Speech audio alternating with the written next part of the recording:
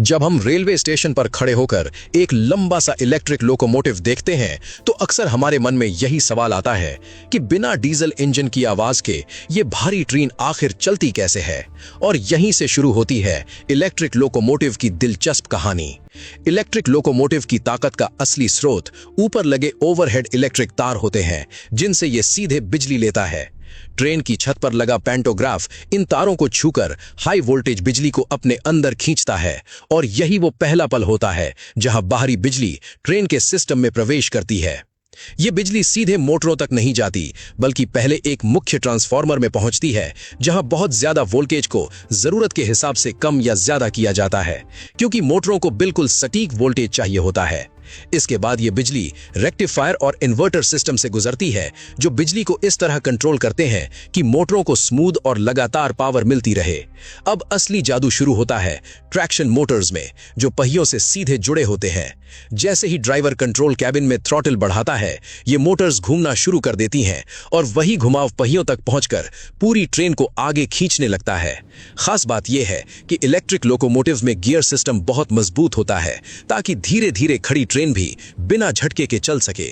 लेकिन सिर्फ चलना ही काफी नहीं होता, इतनी बड़ी ट्रेन को रोकना भी उतना ही जरूरी होता है। इसलिए इसमें इलेक्ट्रिक ब्रेकिंग सिस्टम लगाया जाता है। जब ड्राइवर ब्रेक लगाता है तो मोटर्स जनरेटर की तरह काम करने लगती हैं और ट्रेन की गति को बिजली में बदल देती हैं, जिसे या तो सिस्टम में वापस इस्तेमाल किया जाता है या सुरक्षित तरीके से डिसिपेट किया जाता है। इसे ही रीजनरेटिव ब्रेकिंग कहा जाता है। इससे न सिर्फ ब्रेक घिसते कम है, बल्कि ऊर्जा की भी बचत होती है। इलेक्ट्रिक लोकोमोटिव का दिमाग होता है उसका कंट्रोल सिस्टम, जो हर पल ये देखता रहता है कि कितनी पावर चाहिए, पहिए फिसल तो नहीं रहे, मोटर ज्यादा गर्म तो नहीं हो रही, और अगर कोई गड़बड़ी हो तो तुरंत अलर्ट दे देता है। अंदर लगे सेंसर लगातार तापमान, करंट और स्पीड को मॉनिटर करते रहते हैं, ताकि ट्रेन सुरक्षित और कुशल तरीके से चलती रहे। यही वजह है कि इलेक्ट्रिक लोकोमोटिव लंबी दूरी पर भी बिना थके काम कर सकता है।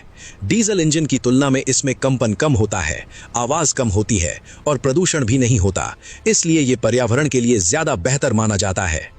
3D एनिमेशन में जब आप दिखाते हैं कि कैसे ऊपर से बिजली नीचे मोटरों तक जाती है, फिर मोटर पहियों को घुमाती है और पूरी ट्रेन धीरे धीरे रफ्तार पकड़ती है, तो दर्शक को यह समझ में आता है कि यह सिर्फ मशीन नहीं, बल्कि बिजली, इंजीनियरिंग और इंसानी सोच का एक शानदार मेल है।